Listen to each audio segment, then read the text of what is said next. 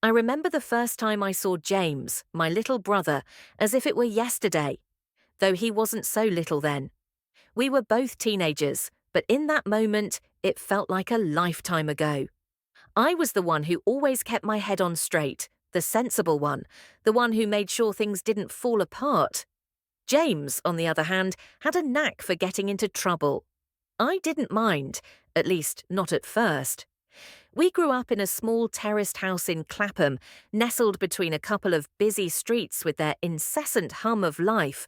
It was a place full of noises, shouts from the neighbours, the echo of footsteps in the alleyway, the screech of the train passing overhead. But it was home. Despite everything, it was home. The first memory that always comes to mind is of us playing in the garden. Mum would be inside, baking something, probably an apple crumble. I can still smell the cinnamon in the air, while Dad was off at the pub, as he always was. James and I would run through the grass, laughing, our bare feet dig-a-nug into the soft earth. He would always find a way to make me laugh, twisting his face into strange shapes or telling ridiculous stories about his adventures in the park with the local dogs. "Come on, sissy," he'd say, his eyes gleaming with mischief. "Bet you can't catch me." And of course I'd try to catch him, knowing full well I'd never succeed. He was fast, too fast, and I was always a step behind. But I didn't mind. He was my brother, and it was a game we played every day. There was always something infectious about his charm. James never had to try hard. People just liked him. Mum adored him, despite his endless mess and broken promises. Dad? Well, Dad was hardly ever around, but I'd always catch him smiling when James showed up at the pub with his cheeky grin, and that "I'm going to ask for something" look in his eyes.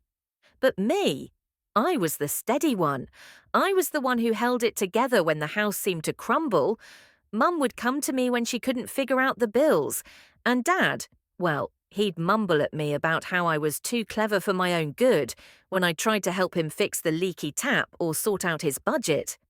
I remember one evening, just after my 16th birthday. Mum had been in tears all afternoon.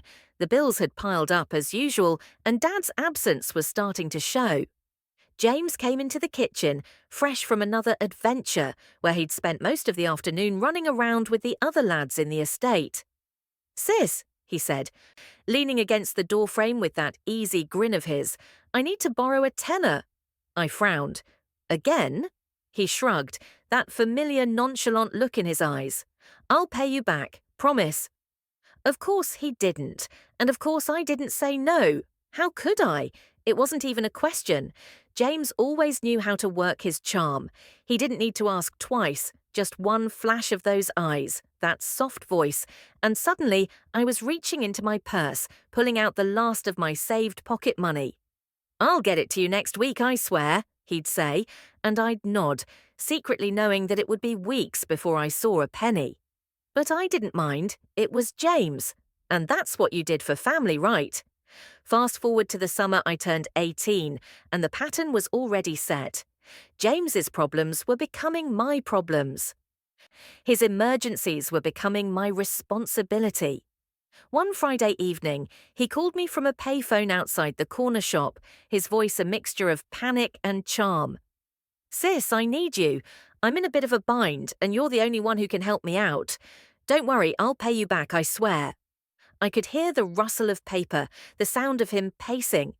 "What's going on?" I asked, my voice cautious. I knew the drill by now. James was never in just a bind. He was always in dire need. "It's the rent. Can't pay it this month. I'm short. Just for a couple of days. I'll get it to you next week, promise." I was quiet for a moment. The old me, the responsible one, was itching to say no, to ask him how many times he'd said that and never followed through. But the thing was, he was my brother. And when you're in the thick of it, when the panic is starting to creep up your spine and you feel the weight of their eyes on you, you don't think of consequences. You think of love. So I gave him the money, again. "I'll have it back next Friday," he promised. I nodded. But deep down, I knew. I knew this wasn't going to be the last time, not by a long shot. Weeks passed, and my brother's so-called emergencies piled up like leaves in autumn. Rent, food, bills, a night out.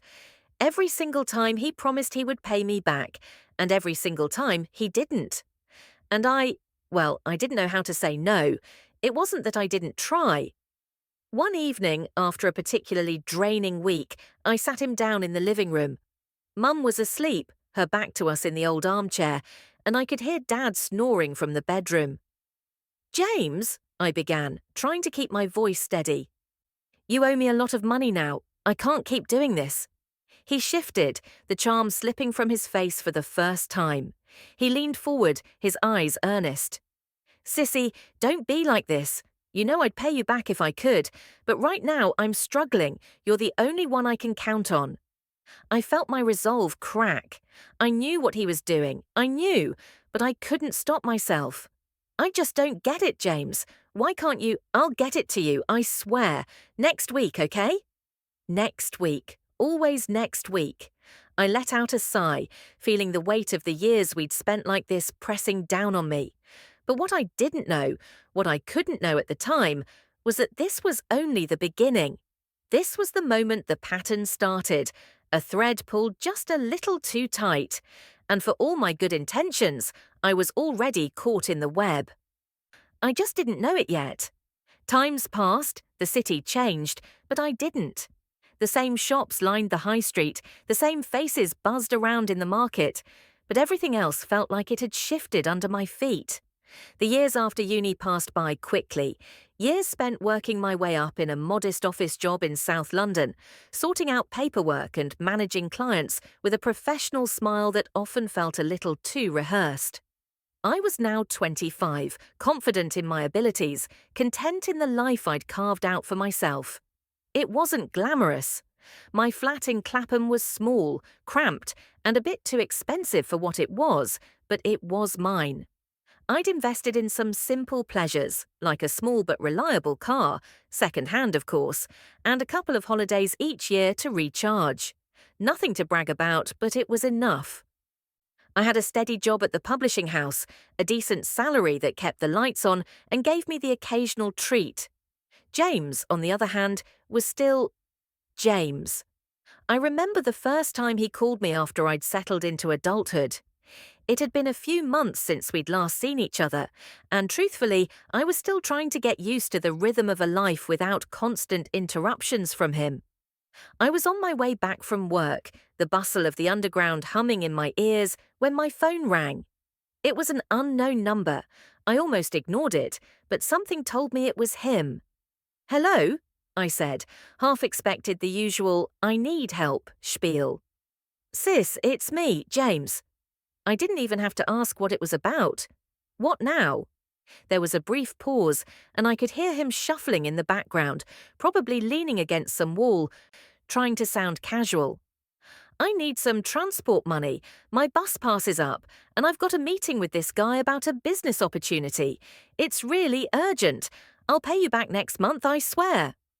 I closed my eyes for a moment, feeling that familiar tug in my chest. It wasn't a huge amount, just enough to cover a few trips to and from his supposed meeting. I was never quite sure what he was up to. "All right," I said, my voice soft. "I'll transfer it over, but you have to pay me back next month, James. You keep saying that, and I'm still waiting." I know," he replied, a little too quickly. "But this is different. I'll get it to you. I promise. I swear it." I didn't ask why he couldn't pay for it himself. I didn't ask why he hadn't sorted out his finances better. I didn't even ask if this was another one of his half-baked schemes. I didn't ask because I didn't want to know the answer. I just transferred the money. And so it began again. At first, the loans were small. He'd pop up every couple of weeks with another urgent need. "Sis, I need money for food this week. Can you help?" Or, "Sister, please, I've got no credit left on my phone. I need to sort this out for work." I always gave in. It wasn't a huge amount. After all, I could afford it, right? And James was my brother. He wasn't trying to manipulate me, or so I convinced myself. But with each passing request, the loans grew slightly bigger. Transport money turned into rent shortages. A simple phone bill turned into business ideas that never seemed to pan out. I started to notice things. The way he'd spend hours at his business meetings, only to return home with empty hands, telling me he just needed another bit of cash to seal the deal. One day, after he'd been staying at my flat for a few days, his flatmate had apparently kicked him out again. I looked over at him, sprawled out on the couch with his feet up on the armrest, looking far too comfortable for someone who was allegedly struggling. "James," I began cautiously, "you said you'd pay me back last month. You still haven't. I'm starting to get a bit worried about all these emergencies." He looked up at me with that lazy smile of his. "Don't stress, sis. I'll sort it. It's just that, well, you know how things are. Business is tough. Life's a struggle." He always had a way of making it sound like the whole world was against him. But I knew better than to believe that. The truth was, he didn't have a plan. He never did.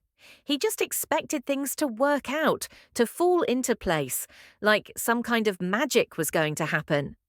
But I didn't want to believe that. I couldn't. He was my brother.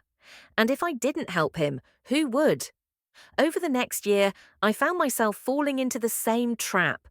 It was like I couldn't say no, and I couldn't stop myself from helping him, even when I knew deep down that I was enabling him. Every time he called, I felt the weight of responsibility settle over me. One evening, after a long day at work, I sat in my kitchen, a glass of wine in my hand, thinking about how my life had turned out. I had a decent job, a small but tidy flat, and the freedom to make my own choices. But somehow, I couldn't shake the feeling that I was stuck in this endless cycle of giving, of rescuing, of always being there for James. The phone buzzed in my hand, and I almost knew before I even looked who it was. "Sis, please, I need your help again," James's voice crackled through the speaker. "It's urgent, I swear. I've got a chance to invest in a business, but I need the money to buy in. I'll pay you back next month, just like last time." I ran a hand through my hair, feeling the tension in my neck tighten. "How much, James?" He hesitated for a moment, the silence growing between us. "1,000, he said, his voice almost sheepish. "Just 1,000. It'll be worth it, sis. You'll see. This is going to be the one that turns it all around." 1,000. The number stung. It was more than I'd ever lent him before. I knew, deep down, I shouldn't do it. It wasn't the kind of money I could easily part with. But then the guilt crept in. "What am I supposed to do, James?" I asked, my voice betraying the exhaustion I felt. "If I don't help you, who will?" "Exactly," he said, sounding relieved. "You're the only one who gets it." And that was the problem. He knew exactly how to play me. The next few days were a blur. I found myself constantly torn between love and guilt. James was my brother, and I couldn't let him fall. But at what cost? I worked hard for everything I had, every little bit. And here I was, handing it over like it didn't matter. I started to question everything. Was this really love? Was it really helping him? Or was I just perpetuating his dependence on me, keeping him stuck in his own cycle of excuses and broken promises? The buzz of my phone echoed in the stillness of the evening. I was sitting at my kitchen table, a half-drunk cup of tea in front of me, my thoughts tangled in the mess that had become my life. I had just closed my eyes for a moment, trying to block out the constant hum of guilt, when the screen lit up. It was him again. "Sister, help me, it's urgent." I rubbed my eyes, trying to stave off the fatigue that seemed to creep into every corner of my being. I had to be strong this time, no more, but I knew, deep down, I wouldn't be able to resist. Not yet. I stared at the message, fighting the familiar ache in my chest. I'd learned to recognize it by now, the feeling of impending doom, the sinking sensation that came with every one of James's requests. It wasn't that I didn't love him, of course I did. He was my brother. But something had changed. I had changed. I was no longer the naive girl who believed that helping him would somehow set him straight. Now, I just felt like I was helping him dig a deeper hole. I could feel it in my bones. I wasn't just bailing him out of trouble. I was becoming the crutch he leaned on, the safety net that kept him from ever having to face consequences. And every time I told myself it would be the last. But this time, he had crossed a line. The phone rang. I answered before I could talk myself out of it. "What now, James?" My voice was quieter than I'd intended, thick with the frustration I couldn't hide anymore. He didn't waste any time.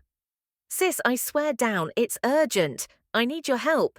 I've got this business opportunity, you know the one I've been talking about? The thing with the guy from Croydon. Well, I need to pay him the deposit before he pulls out. It's $500. I'll pay you back next week, I swear. You know I wouldn't ask if it wasn't a big deal." There it was, the familiar spiel. Same old story, same promises, same words that never meant a damn thing. "James," I said, pinching the bridge of my nose, trying to hold it together, "you still haven't paid me back the $200 you borrowed last month, or the $400 before that. You keep saying next week, but it never comes. How can I trust you?" There was a long silence on the other end of the line. I could hear him shifting, probably pacing. He always did that when he was trying to think of the right words. "I swear, sis, this time is different. This is the one. I can feel it. I'll get it to you next week, and you won't have to worry about me again. I'll pay you back. I promise." The weight of his words pressed down on me like a boulder. How many times had he said that? How many times had I believed him? I closed my eyes and took a breath. My head was spinning. The bank account in my mind was already running low, but I knew what I had to do. I didn't even hesitate. "All right," I said, my voice steady but laced with something colder than I expected. "I'll send it to you, but this is the last time, James. No more after this. I can't keep doing this." There was a pause, then a soft, relieved sigh. "Thanks, sis. I won't forget this. You're a lifesaver." I hung up without saying another word. As I stared at the phone, I couldn't help but feel like a fool. But then again, I wasn't the one who was living on the edge. I wasn't the one desperate for money every other week. I wasn't the one who needed help to pay for a business that had been coming soon for the last 3 years. The next few weeks passed in a blur of requests, all with the same sense of urgency. "Sis, I need a tenner for lunch," or "Can you help with the bills this month? It's been tough." And every time I gave in. It was like my body couldn't stop itself. I had to help. I didn't know why, but I did. James was smooth, though. Too smooth. Every time I saw him, he had a new excuse, a new reason why he couldn't pay me back. He'd flash that innocent smile, the one that could melt anyone's heart. And just like that, I'd forget about the thousands he owed me. Except I wasn't the same person anymore. I couldn't keep pretending that I didn't know what was going on. I started keeping track. It wasn't that I wanted to. It was just that I had to. If I didn't, I'd lose track of how much I'd given him, how many times I'd bailed him out, how many loans he'd promised to pay back and never did. So I started writing it all down, every pound, every penny. It became clear pretty quickly. I was up to $9,000 now, and that didn't even include the smaller amounts I'd given him for things like food, phone bills, and travel. My brother, the guy who promised to pay me back next week, had run up a small fortune in debt, and I had nothing to show for it. I should have been angry, and I was at first. But then came the bigger problem. I didn't know how to stop. Every time I wanted to say no, I'd hear his voice in my head. If I don't help him, who will?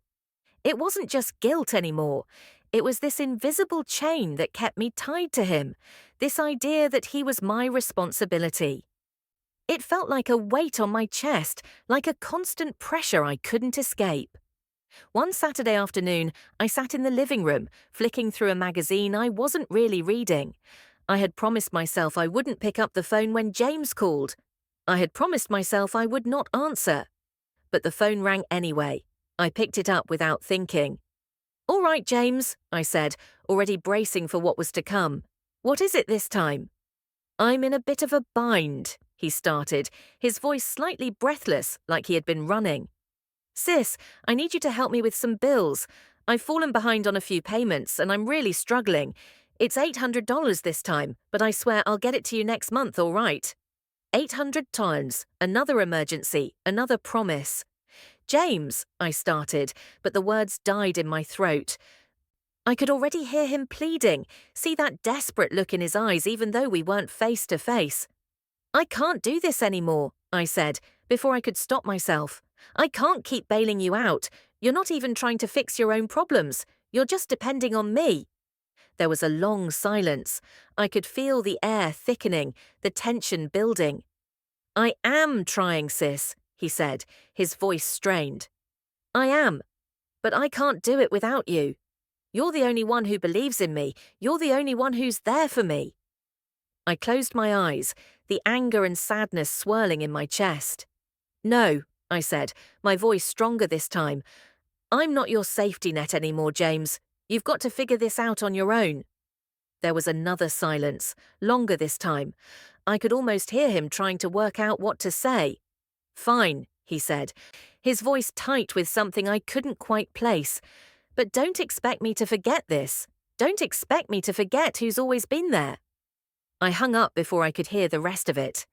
I knew this wouldn't be the end. I knew deep down that I wasn't going to be able to just walk away. But I had done something for the first time in years. I had said no, and it felt like a victory, even if it was only the smallest one. It was a rainy Tuesday when it finally hit me, the moment I realized how deep I had fallen into the trap, how blind I had been. I had always thought of myself as the sensible one, the strong one, the one who didn't let emotions cloud her judgment. But the reality was, I had become exactly what James had wanted me to be, an endless source of cash, a buffer between him and the consequences of his own actions. I hadn't seen it until now. The pattern had become so seamless, so effortless, that I couldn't remember a time when I wasn't helping him out. And it wasn't just once in a while anymore, it was constant, almost like a second job I didn't get paid for. I kept telling myself it was family, it was love, that this was what sisters did for brothers. But deep down, I was starting to feel something else, resentment. It was my own crisis that pushed me over the edge. It was just a small thing at first, a mistake on the part of the payroll department. I'd been waiting for my salary for a week, expecting the usual deposit, only to find out the money had been delayed. A technical issue, they said. It'll be fixed by Friday, they promised, but Friday didn't help me with the medical bill I had sitting on my kitchen counter, or the overdue rent, or the sudden need to replace my worn-out tires. I was staring at the bills stacked on my kitchen table, the red letters and threatening notices starting to pile up like a tsunami I could no longer outrun. I needed something, just enough to keep my head above water until payday. I sat there staring at my phone for a long time, wrestling with myself. I could do this. I could. Just a small loan, a tiny loan. James was always there for me, right? He had always promised he'd help if I needed it, and I had always helped him. But this time, when I picked up the phone and dialed his number, something felt different. My finger hovered over the call button for a moment longer than it should have, my stomach twisted with a sense of dread. Come on, Grace, I muttered to myself. He's family. The phone rang, once, twice, then went to voicemail.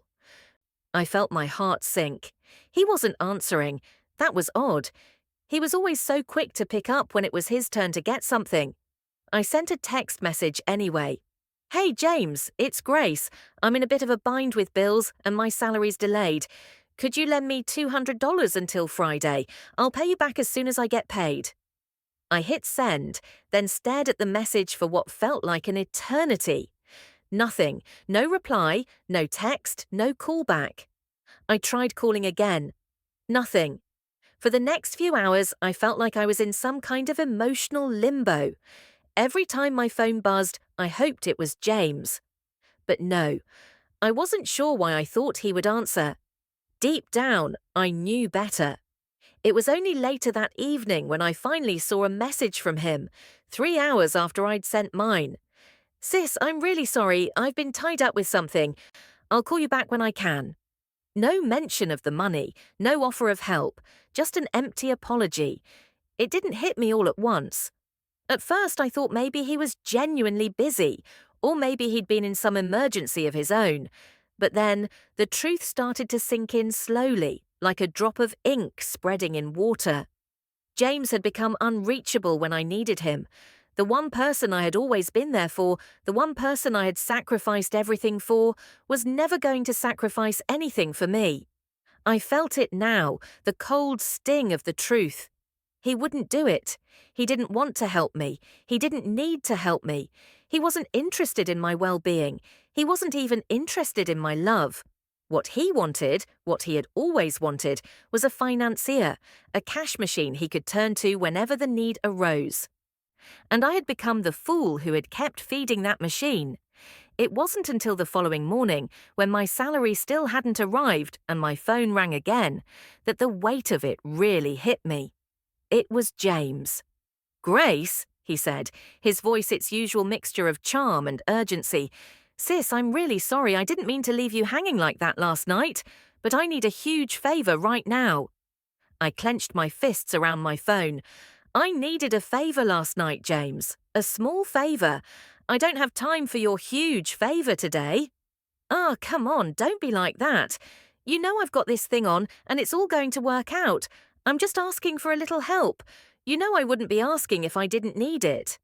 "James," I said, trying to steady my voice, "how many times have you said that?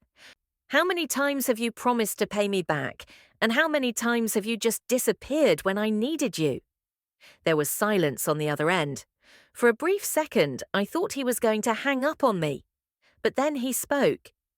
"You've got to stop being so selfish, Grace. I'm your brother. I need you, and you always come through for me. So don't act like I'm the bad guy here. If you can't help me, just say so. But I swear, if I was in your position, I'd do anything for you."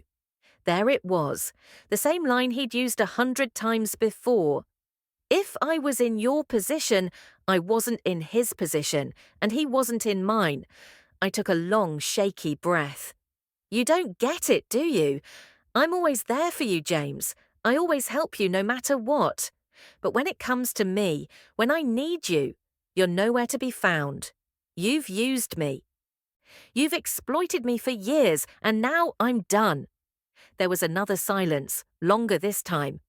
I could hear him breathing on the other end of the phone, the tension building between us like an electric charge. "You don't mean that," he said, his voice suddenly softer, almost pleading. "Please don't do this to me."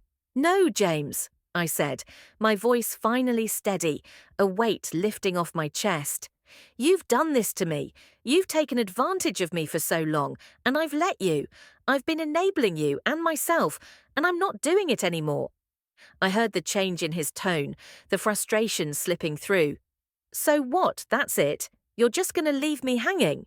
"Yes," I said firmly, "that's exactly what I'm going to do." There was a long, deafening silence. I could hear the faint rustle of the phone on the other end, the sound of him trying to find words that wouldn't come. Finally, he spoke. "Fine," he said, his voice cold now. "I'll remember this. You've made your choice." And then, just like that, he hung up. I sat there for a long time, staring at my phone, feeling both relief and guilt wash over me in waves. I had finally said no. But at what cost? Was this the end of us? What I didn't realize, though, was that this wasn't the end. It was only the beginning. The days after that conversation were heavy, the air thick with the tension I'd created. I wasn't naive enough to believe that the rupture between James and I would magically heal. But what I hadn't expected was the quiet. The silence stretched on for weeks, almost suffocating in its stillness. James didn't reach out, not once, and I didn't reach out either. For a time, I felt relief. For the first time in years, my bank account wasn't drained by an endless series of promises and empty words. My mind wasn't bogged down by the constant worry of what he needed next. I could breathe again. I could finally focus on myself, on my own life. I started taking small steps towards reclaiming my peace. Yoga on Sundays, quiet walks in the park, a night out with friends I hadn't seen in ages. For the first time in a long time, I felt like I had space. But, of course, peace never lasts long. It was a Wednesday, another grey, rain-soaked day in London.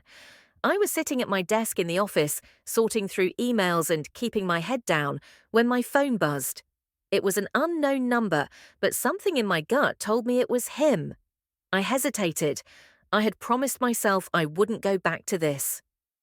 I wouldn't let him pull me back into his mess. But like a moth to a flame, I picked it up anyway. "Grace," his voice came through, tentative at first, then desperate. "Sis, I really need you." There it was. That old urgency, the kind that immediately had my heart racing. "What is it, James?" I said, my voice flat, bracing myself. I already knew what was coming. It's serious," he said, his voice trembling just a little. "Look, I wouldn't ask if it wasn't. Someone I care about is in real trouble, and if I don't help them, they're going to suffer. I swear, Grace, I need $2,500. It's an emergency. I've tried everything, but I'm out of options." I felt my stomach lurch at the number. $2,500? 2,500, I repeated, incredulity creeping into my voice. "James, that's a ridiculous amount of money. You've never asked for anything like that before. What's going on?" He paused for a moment, and then the story came tumbling out in the usual chaotic fashion. "It's my mate, Dave. You know Dave, right? He's got a family, Grace, and his missus is really ill. The hospital is asking for a deposit, and if they don't get it by tomorrow, they're going to send her home. She could die, Grace. She could die if I don't get this money to them. You're the only one I can ask, sis. Please, please, I swear I'll pay you back next week. I'll find a way." I sat there for a moment, the world around me going still. The words spun around in my head like a blur. Death, family, illness. He knew exactly what buttons to press, didn't he? He knew I would crumble under the weight of those words. But then a flicker of doubt. I tried to force myself to ask the questions I had been avoiding for months. Why now? Why hadn't he said anything about Dave's situation before? Why hadn't he mentioned it when we'd spoken, or when he'd needed help with something else? And why was $2,500 suddenly the magic number? But instead of questioning it, I heard myself say the words I'd promised myself I'd never say again. "Okay, I'll do it. I'll send it over now. But I can't keep doing this, James. You have to pay me back this time." "Of course, I'll pay you back. I promise. I swear." His words were soothing, calm, just like they always were when he was trying to pull me back into his orbit. And I let him. The transfer took only a few minutes. I didn't even hesitate.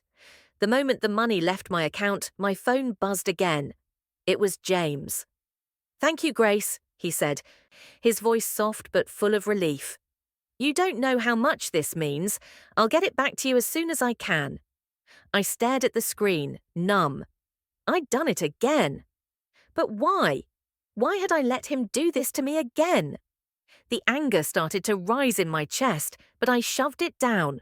Now wasn't the time. The money had already been sent. I'd already made my choice. But that night, sleep wouldn't come.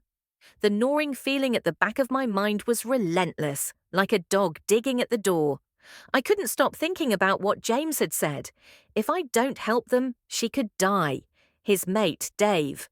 The weight of the situation pressed down on me, making my skin feel tight and hot.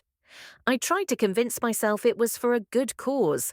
I kept telling myself that I had done the right thing, but deep down, I knew I was lying to myself. The next day, I couldn't shake the feeling that something was off. I decided to do something I had never done before. I started digging. I didn't know why I hadn't thought of it earlier, but my gut told me that something wasn't right. I started by texting a few of the people I knew from James's circles, the ones who'd always seemed to know what was going on in his life. It didn't take long before I got the confirmation I had been dreading. James hadn't mentioned Dave's illness to anyone. In fact, no one had heard a word about it. As I scrolled through my messages, each one more damning than the last, the truth came crashing down on me. James had lied. There was no medical emergency. There was no hospital bill. No family member on the brink of death. It was all fabricated. Another elaborate story designed to pull at my heartstrings and get me to open my wallet. I felt like I'd been punched in the gut. The money, my money, was gone, just like that. And worse, I had been played. I had been used, again. I couldn't sit still. My hands shook with a mix of fury and shame. I had given him $2,500, money I couldn't afford to lose, money I had worked hard for, money that was supposed to go towards my own future. I had been nothing more than a pawn in his game, a tool to be exploited. But the worst part was the realization that had begun to settle in. I wasn't helping him survive. I wasn't giving him the tools to succeed. All I had been doing, all I had ever done, was helping him avoid responsibility. By bailing him out, I had kept him from learning the hard lessons he needed to face. I had allowed him to remain in the same cycle, a cycle he didn't want to break because he didn't have to. I was angry, I was hurt, but most of all, I was heartbroken. I grabbed my phone with shaking hands and dialed James's number, my heart pounding in my chest. It rang 3 times before he answered, sounding all too casual. "Grace, what's up? I was just about to call you." "James," I said, my voice cold, barely containing the fury bubbling inside me. "What the hell have you done? What exactly happened with Dave? Why didn't you tell me the truth?" He was silent for a long moment, and then he laughed, a low, nervous chuckle. "Grace, it's not like that. It's just, I didn't want you to worry. You know I'd never lie to you, right?" "No," I said, my voice steady, cold. "You did lie to me. You've been lying to me for years, and I'm done. I'm done being your bank. I'm done being your safety net. You figure it out from here." His voice turned sharp, desperate. "Grace, wait." But I had already hung up. I stood there, my breath coming in shallow gasps, my heart racing in my chest. The relief that followed the anger was almost overwhelming. I had done it. For the first time in my life, I had stood up for myself. I had said no. But as I stared down at the phone in my hand, the phone call had left me breathless, the weight of the words I'd just spoken still settling in the pit of my stomach. I'd said no. For the first time in my life, I'd refused to help James. And although my heart was pounding and my hands were trembling, I felt something else too. Something I couldn't quite describe but couldn't ignore either. Relief, fear, empowerment, all of it. But there was no turning back now. I had broken the cycle, and I had to stick to it. The following days were a blur of nervous energy. I couldn't stop thinking about the phone call. I replayed it in my head over and over again. Had I done the right thing? Was it too harsh? What if he really was in trouble this time? I was up late one night, staring at the ceiling, my mind racing with doubt, when I had an idea. I'd been avoiding something for years, something I knew would be difficult but necessary. I needed to face the full truth of what I'd given him. So I did. I opened my laptop, plugged in the numbers from my bank account, and started tallying up every penny I'd ever sent his way. It took hours. I went through bank statements, old receipts, even PayPal transactions. And as the numbers slowly added up, something inside me began to shift. The total kept growing, the figure climbing higher and higher until it reached $15,000. £15,000. I stared at the in in disbelief. £15,000. The amount of money I had handed over to him over the years, money that had been spent on his bills, his problems, his emergencies, all the while knowing he would never pay it back. And what did I have to show for it? A stack of receipts, a soul emptied of joy and filled with resentment. I sat back in my chair, trying to process it. The anger bubbled up, but it was quickly replaced by a deep, gnawing sadness. Had I really done that? It wasn't just the money, it was everything. The emotional cost, the hours spent worrying about him, the sleepless nights spent wondering if he was in trouble again, if I would have to help him again. The anxiety that gnawed at me every time the phone rang, wondering if it would be him, asking for more, and the sacrifices. God, the sacrifices. How many times had I put my own needs, my own life, on hold for him? I had cancelled plans, missed out on opportunities, all because I was too busy being his saviour. I had lost years of my life, years of my potential, and for what? I had sacrificed myself for a man who never appreciated it. I didn't know what angered me more, the fact that I had let it happen or the fact that he had let me. And then, the resentment. It was like a thick black fog, suffocating every moment of peace I had tried to find.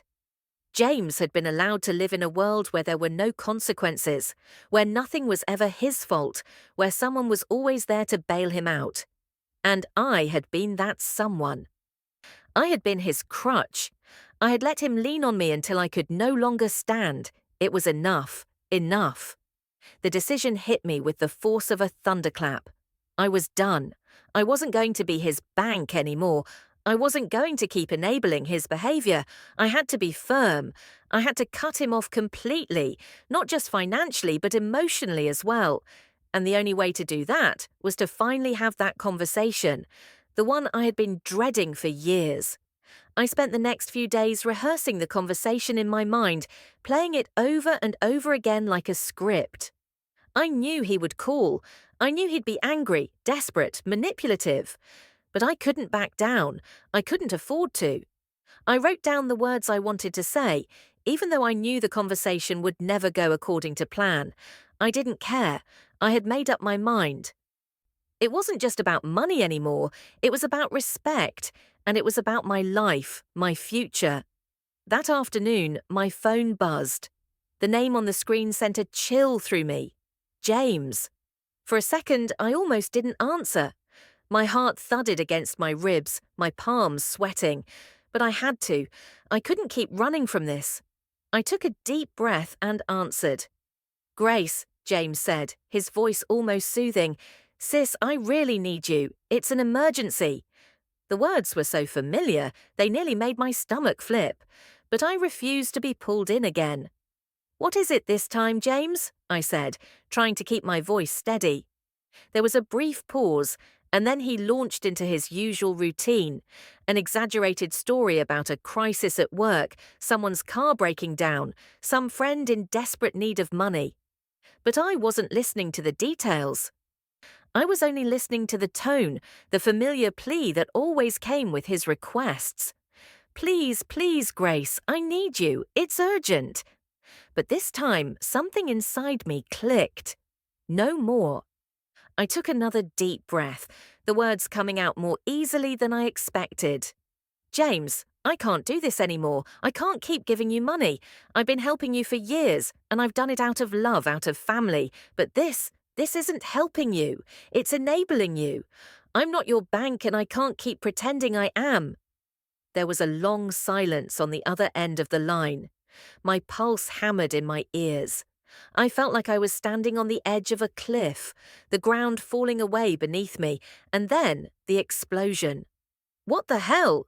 James's voice was sharp, raw with anger. "Are you serious right now, after everything I've done for you? After everything I've been through, you're going to turn your back on me. You're just going to leave me hanging, Grace." He was shouting now, his voice rising higher with every word. "You don't understand. You don't get it. I'm in trouble and you're just going to abandon me." I could feel the manipulation in every word, the pull, the guilt, the anger. But I didn't back down. "No, James," I said, my voice firm, though my heart was racing. "I'm not abandoning you. I'm finally giving you what you need, the chance to stand on your own 2 feet. You can't keep depending on me forever. You have to take responsibility for your life. I can't fix everything for you anymore." I could hear him breathing heavily, his frustration palpable. He was furious, but I didn't flinch. "You don't understand," he spat. "You're being selfish. I need you." This is what family does. You're supposed to help me.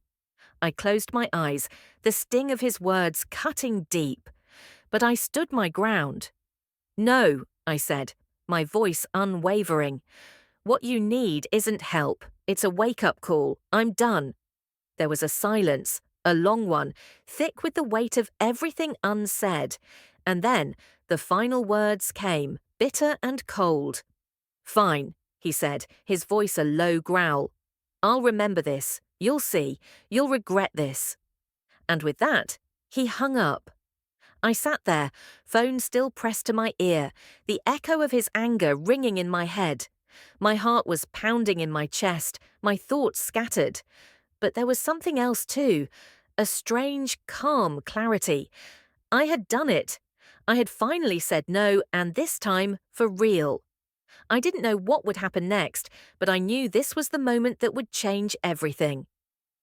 I had stood up for myself, and for the first time in years, I felt free. Days passed. There was no sudden weight lifted from my shoulders, no rush of triumph or immediate sense of liberation. Instead, the feeling that hung over me was heavy, almost suffocating. I had done it. I had said no. And yet, for the first time in years, I felt like I was losing something. Maybe it was the sense of duty I had always carried with me. Maybe it was the guilt of cutting ties with the one person who had always been there, even if only in my mind. But the guilt was there, sitting like a stone in the pit of my stomach, and it refused to leave.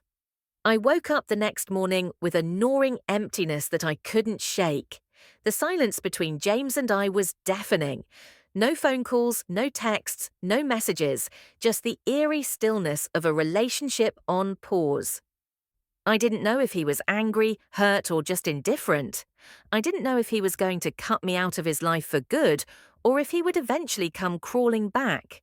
All I knew was that I couldn't go back. At first, I questioned my decision. The guilt crept in during the quiet moments when I was alone with my thoughts. Was I being cruel? Was I really helping him by pushing him away? The questions looped in my mind, a constant swirl of doubt. But then, little by little, something changed. I started sleeping better. I started enjoying my mornings. I was no longer waking up to the constant buzz of notifications on my phone, wondering what James needed, wondering how much more I would have to give. For the first time in what felt like forever, I felt like I had control over my own life. I wasn't just drifting along in a current of guilt and obligation. I began putting money aside, real savings, not just whatever I had left after sending James yet another loan. It felt good. It felt like I was finally building something for myself, something that didn't have to be shared with anyone else. There were moments of peace too. I took long walks in the park, went to dinner with friends without the constant, underlying stress of wondering when I would hear from him next.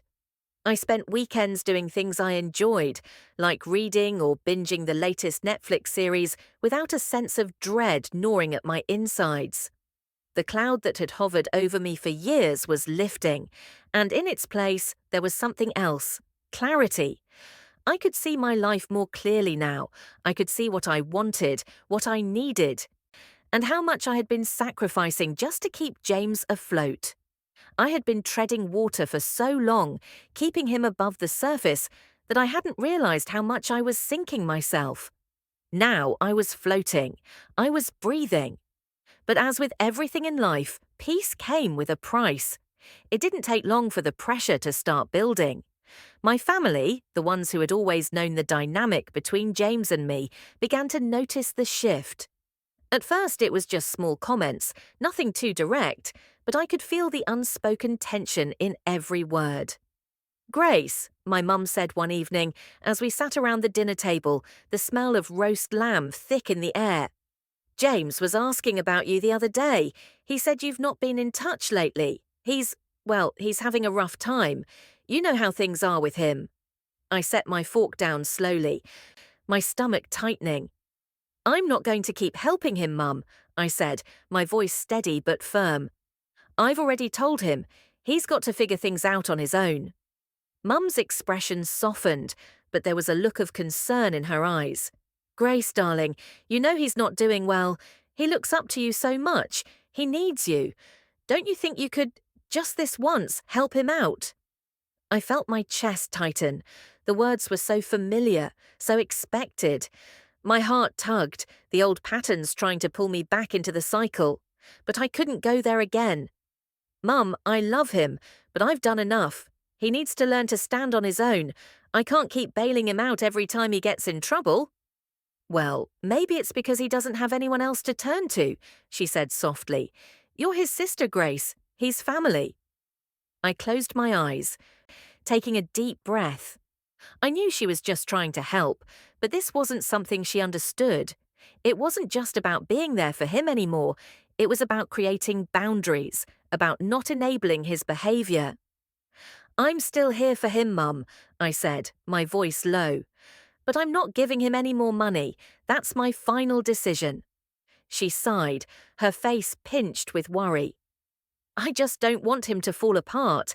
I know he's made mistakes, but you can't just shut him out, Grace. I looked at her, the weight of my decision pressing down on me. I'm not shutting him out, but I'm also not going to let him use me anymore. He'll have to figure it out. There was silence between us for a moment, a quiet tension hanging in the air. Finally, my mum spoke again, her voice quieter. I hope you know what you're doing, darling. I really do. I nodded, though a knot twisted in my stomach.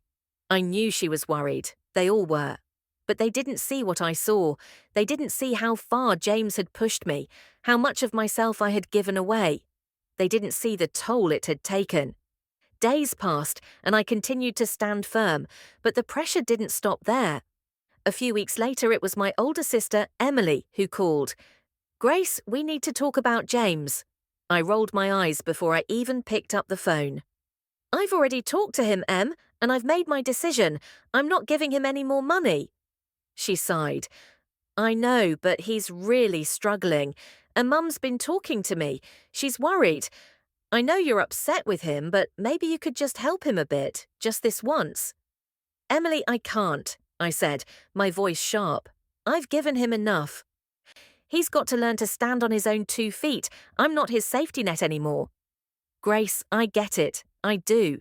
But what if he's really in trouble this time? What if he needs us? What if we're not there for him and something bad happens? The guilt stirred again, like a whisper in the back of my mind. What if I was wrong? What if he really was in trouble? What if I was abandoning him when he needed me most? But then I remembered. I remembered the years of lies, the promises that had never been kept, the constant strain on my own life because I had been trying to save him. No, Em, I said, my voice firm. I love him, but I can't keep doing this. I'm done. In the weeks that followed, I watched as James began to face the consequences of his actions. I'd hear snippets of his struggles through the grapevine. He lost his flat when he couldn't pay the rent. His car was repossessed because he hadn't kept up with the payments. I knew he was having a tough time, but there was something different this time. This time he had no cushion to fall back on, no one to bail him out. And slowly, almost imperceptibly, I began to notice a change in him. He started calling less. His messages were fewer, more terse. And when we did talk, he sounded more responsible. He spoke about looking for new work. He talked about cutting back on his lifestyle and learning to budget. At first, I didn't believe it. I thought it was just another act, another attempt to get me to soften. But it wasn't. He was trying. It wasn't easy, and I could see that. But he was doing it. For the first time in years, he was beginning to take ownership of his life. And I had to admit, part of me was proud. A month later, he reached out again. This time, it wasn't for money. I've got a job, Grace, he said, his voice almost shy. A proper job. I start next week. My heart skipped a beat. A proper job. For the first time in years, James was taking responsibility. That's great, James, I said, smiling to myself. I'm really proud of you. And for the first time in ages, there was no tension in the air, No unspoken resentment, just quiet understanding. He wasn't the same person he had been, and maybe, just maybe, I had played a small part in that. But as I hung up the phone, I couldn't help but feel a small pang of sadness. The price of my peace had been high, but it had been worth it. It had been months since I'd made the decision to stop enabling James. Months of quiet. Months of reclaiming my space, my time, my life. The silence between us had stretched long and painful at times, but slowly it had become a kind of peace. I could breathe without that constant anxiety hanging over me. I could sleep at night without wondering when he would need me next. And despite all the guilt and fear that had plagued me in the beginning, I'd come to realize something. This peace wasn't just the absence of noise. It wasn't just the lack of messages or calls. It was the presence of something else, clarity. I had done the right thing. I knew that now. But the change wasn't immediate. The first few weeks after cutting him off were rocky, to say the least. The family's whispers had died down, but the pressure never fully disappeared. My mum had been the worst. She'd gone from subtly suggesting I help him again to flat out accusing me of being heartless. Emily, too, had tried to guilt me into doing more for James. They couldn't understand why I wasn't willing to just give him one more chance. But I had stood firm, and slowly they stopped pushing. It was a crisp autumn evening when the call came. The clock read 7:45 p.m., and I was sitting on the couch in the living room, a cup of tea in hand, when my phone buzzed. It was James. My heart skipped a beat. I hadn't heard from him in nearly a month, and when I had, it was only brief defensive messages about how things weren't going well, or how he was still figuring things out. I wasn't sure if I was ready to take this call, but a strange sense of curiosity stirred inside me. I took a deep breath and answered. "Grace," his voice was tentative, almost shy. "It's me, James." I didn't know whether to sound relieved or wary. I'd expected him to call at some point, but this was the first time he hadn't demanded money or begged for help. That alone had me on edge. I wanted to talk to you about something." He sounded nervous, his words carefully chosen. "I've been thinking a lot about what you said, and I think you were right. I've been taking you for granted, and I'm sorry for that." I froze. Sorry? It was the first time in years I'd heard that word from him. The first time it didn't come with an excuse or a justification for why he'd messed up. Just sorry. I could feel my chest tightening, the old reflex to reach out and comfort him kicking in, but I swallowed it down. "I'm listening," I said, my voice calm, measured. "I've started working, Grace," he continued, his tone quieter now, almost uncertain. "It's a small job at a warehouse, nothing fancy, but it's mine. I'm trying to get my life together. I know I've let you down, but I'm learning, slowly." I leaned back against the couch, feeling the weight of his words settle over me. He's trying. I could hear it in his voice, the sincerity behind it, the absence of the usual entitled demand. "That's good, James," I said carefully, choosing my words. "I'm glad to hear you're taking responsibility. That's what I wanted all along." There was a long pause, and when he spoke again, his voice was different. No longer pleading, no longer demanding, just talking. "I know I've messed up, Grace. I know I've asked too much of you, and I'm not asking for money. I wanted your advice. I've got this job, and I'm trying to figure out how to manage my money, how to make sure I don't end up in the same mess again. I know you've always been good with that stuff, so if you've got any tips, I'd really appreciate it." For the first time in years, I felt a flicker of hope. It was like I was hearing James in a way I never had before, not as the brother who came to me with a problem and an expectation, but as someone who was learning to solve his own problems. And maybe, just maybe, he had finally started to grow up. "I can help you with that," I said, the words coming easier now. "It's all about budgeting, James. You need to track your spending, make sure you're saving a little bit each month, and cut back on the unnecessary stuff. It's not glamorous, but it works. He sighed in relief. I think I can manage that. It's going to take some time, but yeah, I think I can do it. There was a moment of silence, and then he said something that struck me more than anything he had said in years. Grace, he began, his voice small, almost vulnerable. I'm really sorry for how I treated you, for taking you for granted. You were always there, always fixing things for me, and I never appreciated it. I'm trying to change, I really am. The apology wasn't perfect. It wasn't the grand gesture I might have imagined in my head, but it was enough. And more than that, it was real. I know, James, I said softly. I know you're trying, and I'm proud of you for that. But remember, you can't keep relying on me for everything. I won't always be there to fix things. You need to take responsibility for yourself. I understand, he replied, and for the first time, I truly believed him. I will. Thanks. Grace, I'll keep working on it. The conversation ended on a quiet note, but there was a strange kind of peace between us. It wasn't perfect, it wasn't the end of everything, but it was a step forward, a real one. The weeks that followed weren't dramatic. There were no big emotional breakthroughs, no heart-to-heart chats. But the changes were subtle. James continued to work his warehouse job, slowly building up a bit of stability. He reached out occasionally, asking for advice, for guidance on practical things, budgeting, job interviews, even life plans. It was different. He was different, and I was different too.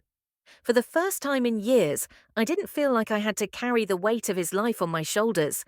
I had set boundaries, and those boundaries had allowed me to reclaim my own peace. I wasn't his savior anymore, and I wasn't going to be, but I had learned something important through this process. I didn't have to abandon him to let him grow. I just had to let him face the consequences of his actions and give him the space to learn from them. In a way, that was the greatest act of love I could offer him. One afternoon, about 2 months later, I got another call from James. But this time, it wasn't to ask for advice or money. Grace, he said, his voice sounding a bit more confident this time. I've been thinking a lot. I know I've messed up, and I've asked a lot of you, but I want you to know something. I'm grateful. I'm grateful for the way you've always been there, but also for the way you've stopped being there. You taught me that I need to stand on my own 2 feet, and I've finally realized that I can. I smiled to myself. I'm glad to hear that, James. That's all I ever wanted. You've made me realize that I can't just keep expecting other people to fix my problems. I've got to do it myself. I've still got a long way to go, but I'm working on it. And for the first time in years, I didn't feel like I had to fix anything for him. For the first time in years, I felt like he was starting to fix himself. I put the phone down, a warm feeling of peace settling over me. It wasn't perfect, it wasn't all resolved, but it was progress. I had finally learned what I had needed to learn for so long. Sometimes love means stepping back. Sometimes love means letting people face their own consequences, even when it hurts. Helping someone who refuses to help themselves is not kindness. And in the end, that was the greatest lesson of all. If you're in a situation like this, where you're constantly giving and never receiving the same in return, remember that it's okay to set boundaries. You are not being selfish. In fact, stepping back and letting others take responsibility for their own lives is an act of love, both for them and for yourself. It's hard, I know. It feels like you're abandoning someone you love, but in truth, you're giving them the chance to grow. Just as you deserve the chance to live your life without the weight of someone else's struggles dragging you down. You deserve peace, you deserve balance, and you deserve to put yourself first sometimes. Don't let guilt steal your worth. You are doing the right thing, even if it doesn't feel easy. You are enough. If you found this message helpful and want more uplifting, real-life stories, emotional insights, and personal growth tips, don't forget to subscribe, stay connected, and let's grow together, because you're not alone.